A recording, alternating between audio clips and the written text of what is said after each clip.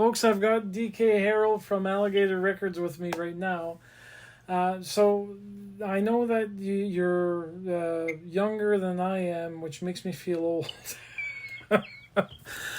So how long have you been actually doing music? Your first gig occurred when? September of 2019. Okay, and Mississippi. Okay, and before that, you were practicing guitar.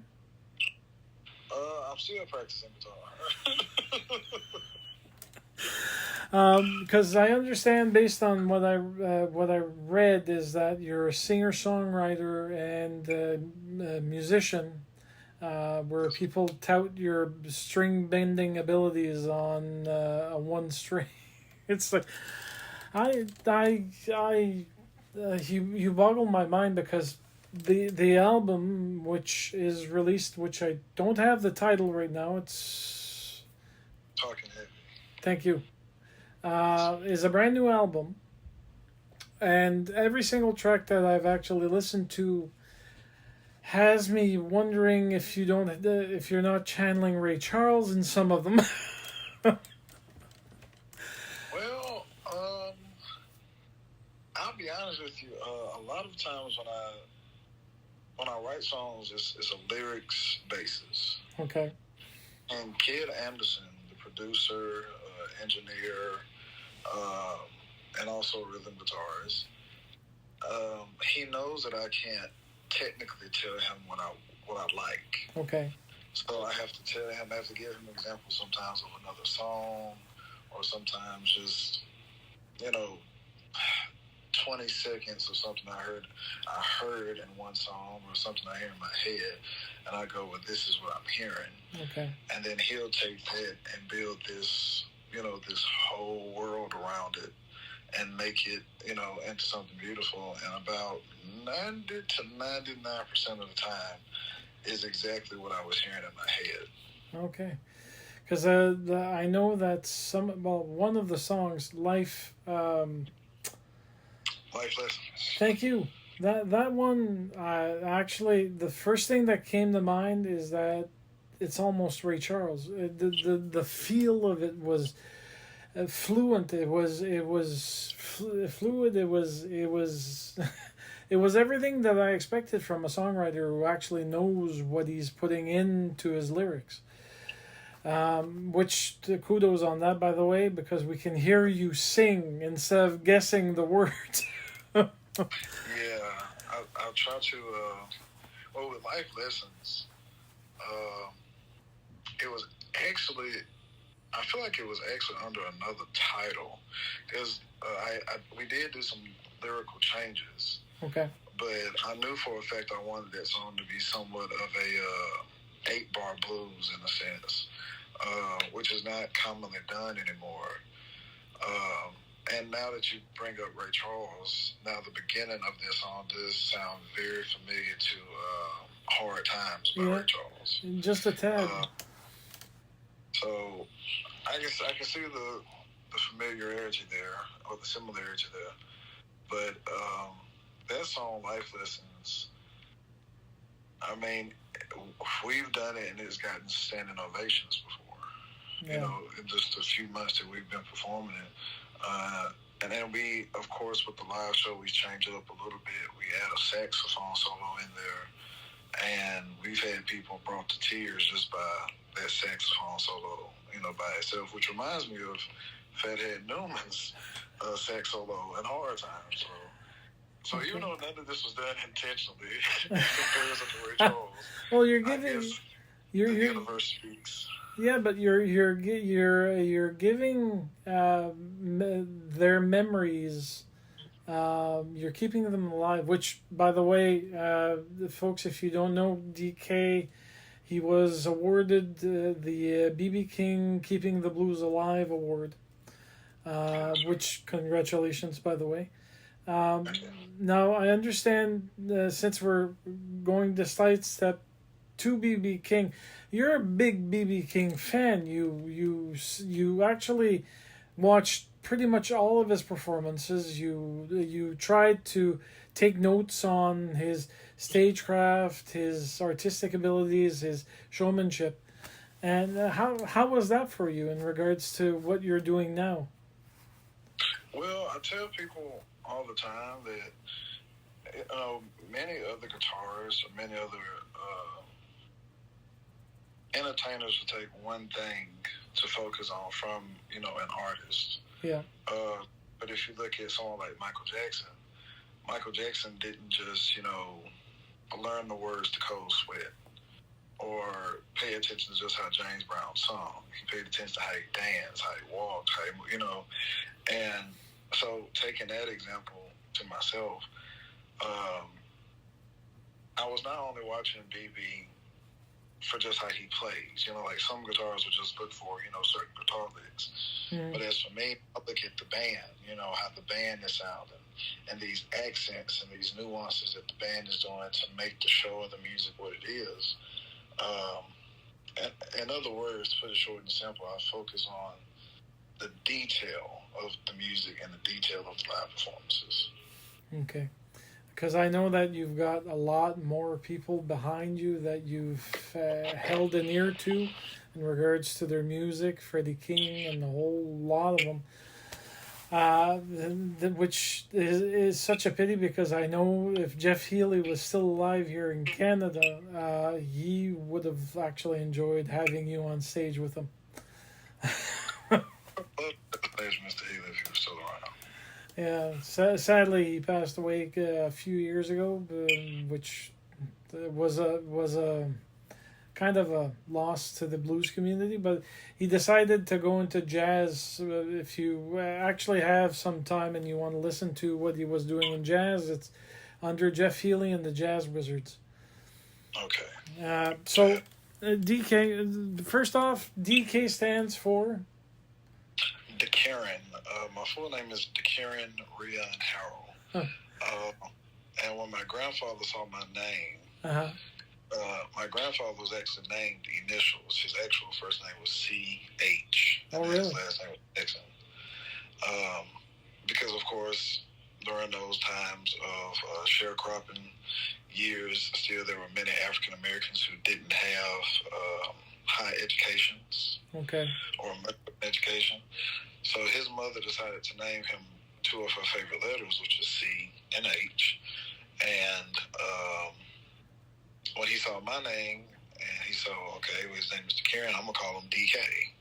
And that's literally how I got the name DK, was from my grandfather. Well, it actually goes well because the consonants that you have in D and K with Harrell at the end, and then the band, it's got that impact where everybody stops what they're doing and they look at the artist, they look at you, then they look you on the stage, and you get standing ovations for certain of the songs, which I'm happy about because it's something that I actually enjoy in a live setting, is that you get to see the artist do his craft in such a way that it's almost as if you're life linked, literally, where you're feeling everything that the artist is putting down on stage and putting down in his words and in his lyrics.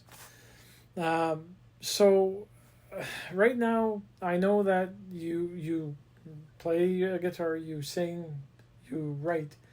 Any other musical instruments that you tend to dabble with when you're actually trying to create a song? Well, not so much in the creative sense, but in a silly sense.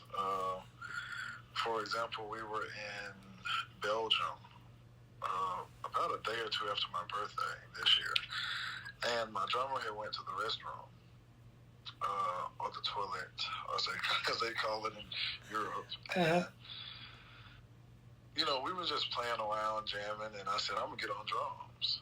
So I was being silly on the drums, and I told them to give me, like, some stop time, which is where the band plays a few bars, and they stop, and then you feel something in, and my organ player, my keyboard player, Orlando, who's been with me 3 years, he goes, man, he actually sounds not bad, and I don't pick up drums at all. Uh, but before I played guitar, a lot of people don't know that I used to play blues harmonica before. Oh, nice. So I did that for a while, and I got bored with it. And I've been asked if I would go back to it. And honestly, no, I wouldn't go back to it. And even every blue moon, I'll sit with my keyboardist and ask him certain things about the piano, but I don't spend enough time with to let it register mentally. Okay. Well, the fact that you did blues harmonica, I foresee that you will probably go on your own back to the harmonica at one point or another. Because once you pick up a musical instrument, it's very difficult to let it go. There's always an affinity to it, and then you go, well, I need something else, and then hey, how about that? And then you pick up the other instrument that you put aside, and then all of a sudden it's like magic. So you did all of this, and the album itself. Now, for the album, how long did it take from start to finish to actually put it together and release it? Well, we did the recording part with the rhythm section roughly within 4 to 5 days. Oh, okay. Yeah, and then the horns and violins probably took about that 3 or 4 days. Okay. And the mixing and mastering probably a week. So altogether, this album, even though it happened sporadically, if you were to put this together, we probably finished directly within 2.5 weeks. Okay. So the mixing, mastering, and then the album dropped almost a month ago, if I'm not mistaken, right? Well, it actually came out officially last Friday. So there you go, folks. Last Friday. It's available everywhere. You can probably find it on his website. He's got a beautiful one, too. And you can purchase it online as you can purchase it anywhere else. Alligator Records is proud of that, and they're proud of you, and I'm quite happy to have known you in the shape of the blues. Now, I'm assuming that right now you've got a heavy touring schedule, or is it just local mostly? Yeah, it's heavy. We actually leave next week for Portugal and Spain for about 2 weeks. Oh, at least you're traveling. and then we come back home for 1 day, and we fly out right again to go to Canada. And I think we're home for about 2 or 3 days, and then we go right back to Spain, and then we go to France and Italy and Norway. Okay, for the Canadian stop, where are you going to? Ottawa. We're doing the Ottawa Blues Festival. Oh, they're gonna love you. Oh no, trust me. We've had quite a share of American artists that have come into Canada. James Cotton was one of them here in Truro, Nova Scotia, when they were doing the festival for Dutch Mason. And I've only been twice until they decided to fold and stop what they were doing because the money was disappearing and they didn't know where it was going. Now, with everything, how do you cope with traveling? Because this must be fairly recent for you to actually go into far away places and travel and non-stop almost for a few weeks. Well, we did it last year. Where we spent the entire month of July in Europe going into the first week of August last year. Okay. First time I ever traveled overseas was in 2022, where I went from the United States to South America, to Brazil. And I think there was like a 10-hour flight, something of that nature. And I wasn't, to be honest with you, it comes kind of natural for me because the road is my happy place. Like, I like being home, of course. I like my down days. But I feel like if I'm off, an entire 2 weeks or off an entire 3 weeks, then it's kind of like drugs to a junkie. I started itching. I want to go on the road again. Because I just like meeting new people. I like seeing the new experiences. Of course, I love the audiences. And I'm a very big people person. So it's never really been a challenge. Of course, the hard part is to travel itself, like, walking from one side of the airport to the other, and it's like almost half a mile or 2 miles to get to the other side. But other than that, I love it. Yeah, the walking doesn't really discourage me as much as the length of time or the plane to plane to plane to get to where you need to go. So it's a good book, or just sleeping on the plane, but you sleep badly, so I don't try anymore. So apart from everything that you're doing right now, do you even have time for any hobbies, perchance? Oh yeah, like right now, with being home these few days, I've been playing my PlayStation 5. I've been spending time with friends and family. I actually wrote a song yesterday afternoon. It just hit me out the blue and wrote a song. Nice. So I do find things to do in my spare time. So what's your favorite video game on your PS5? Well, right now I am playing Hitman because I never played Hitman 1 through 3. Okay. And so far I'm enjoying it. So right now it's my favorite, but my all-time favorite, oh man, I would say my all-time favorite game, it has been Red Dead Redemption 2. Yeah, mine is multicolored because I don't have a favorite game per se. There's on the PS5 it used to be. I don't have a PS5. It's a PS4. So the PS4 collection that I own has Shadows of Mordor and the one that they released with the Drizzt Do'Urden, the Barbarian, and the Dwarf, and Catti-brie, which I can't recall the name of, but it's a type of game that you play. If you play solo, you can play the mode. If you play online, you play with friends, but it just keeps crashing every single time that we try to do something epic. And then there's the Final Fantasy Online, which I actually dabbled in, that I actually enjoyed quite a lot. But most of my times now it's on my phone, playing just portable games that I know that I'll actually enjoy, and I don't have to spend money to actually get onto the PlayStation Network. Yeah, they'll get you with the when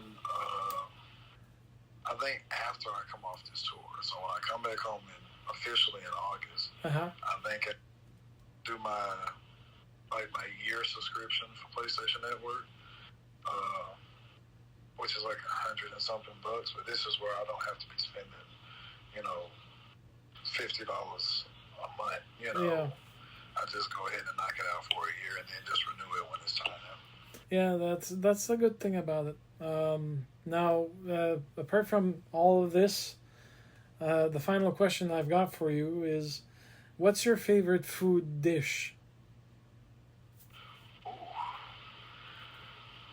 I don't know how to make it, which everyone says it's a very simple dish to make.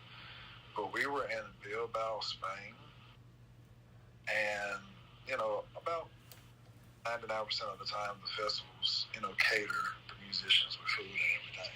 Mm-hmm. And we were in the eating area of the hotel, and I see this big black pot sitting on the side, and it had a little card in front of it, and it said ratatouille. So, of course, I thought about the movie Ratatouille that Disney made a few years ago, or a little over 10 years ago. And I was like, man, it's ratatouille. I never had it. I got to try it. And I think I ate about 4 or 5 plates of ratatouille, and I've been waiting to have it again. I was actually just talking to somebody in the Netherlands this past weekend about how much I enjoyed the Ratatouille. And I told the band, I said, we got to put that on the rider, that there has to be a fresh pot of Ratatouille backstage. It's such a good meal. Whoever made it in Spain, like, I love them. I don't know who they are, but I love them. Yeah, it's a French dish, but it's I've had it actually from a local here in Moncton, New Brunswick. She was hosting a dinner and she made ratatouille, and we were supposed to have fish to go along with it, white fish. She started the dinner, the sitting was served with semi-raw scallops and red cherries, which tasted divine. And then we went into the dining room, and then she served ratatouille. But it's more of a side dish than the main dish. Usually there's something else that goes with it, which hence the fish. But we were having such a fun time eating the ratatouille and talking. We completely forgot about the fish halfway through the dinner. So one guy went into the kitchen, decided to cook up the fish. So we finished up the ratatouille with the rest of the fish. It was a fun, soulful plate actually. When you think about it, it's soul food for many people. It brings back memories, and in your case, it's gonna bring back memories of Spain. Well, they say that ratatouille, the history of it was that it was a peasant's dish. Yep. It was the food for people, and now it is seen as a an actual appreciated dish. And I find that very interesting because it's pretty cool how something that used to be looked down upon is now praised. Yeah, but that's historically that's how many things evolve. Lobster for one. Well, lobster was for the Acadians here in New Brunswick and Nova Scotia and wherever else that they might reside. If they had lobster, which was looked as a bottom feeder, no one decided to purchase it. They take that and use it for sustenance. Now it's X number of dollars a pound for people cross border or internationally. Which I don't care for lobster. I've tried it, but not for me. And chicken wings, it's the same thing. Started off as a discarded piece of interesting meat, which suddenly went from a few cents a pound to a few dollars a pound. Yeah. So historically, things change depending on how it's presented, how it's made, and how it's actually served and eaten, memories and whatnot. Well, there you go. So do you have anything that you'd like to actually inject into this interview before you go on your merry way? Well, I just want to say, of course, thank you for your time. I always appreciate people making out the time to speak with me and to, I guess you can say in a sense, show me off to the world like a little toy, a brand new toy. You're far from being a brand new toy. You're actually a brand new earworm, because some of the songs that you've written are they're not haunting in the sense of I'm going to go insane.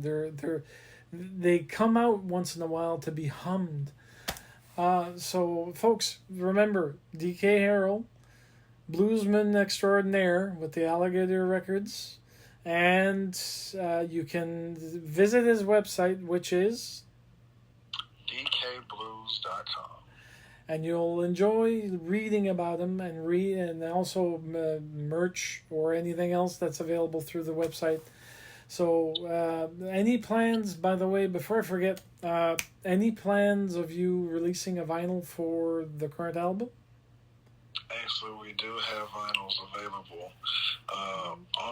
You can get them from me, or you can order the vinyls off alligatorrecords.com, their website. They have plenty of vinyls ready for everybody to buy them and ship them out. Oh, DK, thank you so much for taking the time off your busy schedule. This was an amazing interview, and I hope that you have a wonderful few months between now and August, safe and sound, playing the blues. Thank you so much. Have a nice one. You too.